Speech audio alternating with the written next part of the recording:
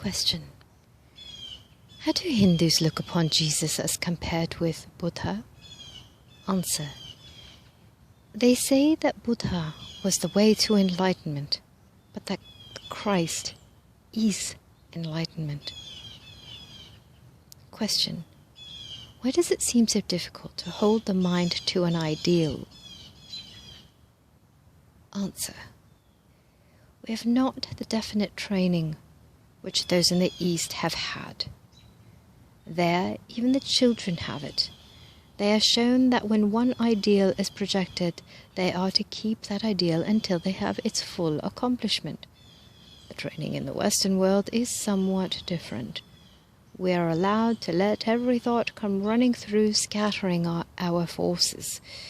If you have an ideal and fully believe in it, keep it entirely to yourself, not mentioning it to another, until it is completely consolidated in form. Always keep the mind clear for that one thing which you must accomplish, not that which you will. That keeps the mind clear. The moment we allow another thought to come in, we become dual-minded. By expressing energy toward that one ideal, we become single-minded. Nor would we get into a rut or become one-track minded, for we would not need to dwell on that ideal more than an instant if we directed every force toward it and did not scatter our forces.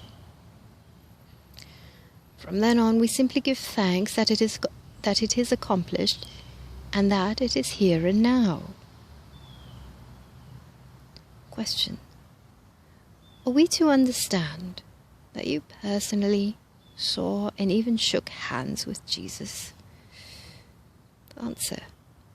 Yes, and with many so-called masters, as people do not claim to be different from you or me. Even the coolies in India recognize him as Jesus of Nazareth. There is nothing mysterious about it.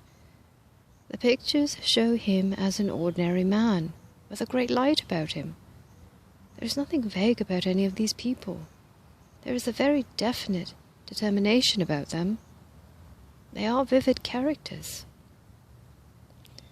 Question. How is it that the ordinary coulee in India sees Jesus? Answer.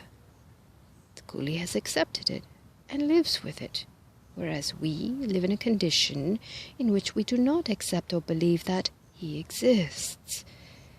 Now, I have no psychic sight whatever. If we deal wholly in principle, we cannot be misguided. Intuition is a factor, and we must make it knowing. Question. Why has Jesus not appeared often in America? Answer. He does not localize himself, and undoubtedly works here as much as in India. Question. Did Jesus suffer physically on the cross? Answer. No. One so highly illumined could not suffer physically. If he had not wished to go through that experience, he could have sent back the energy, and it would have destroyed the people about to crucify him. He showed the way.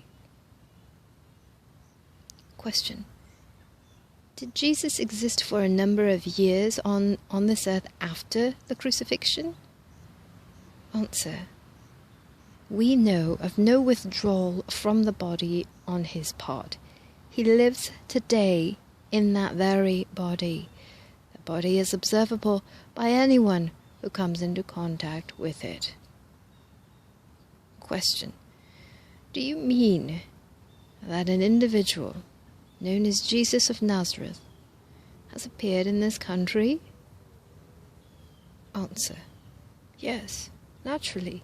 If we do not call him by that name, he will not be here for us, to us.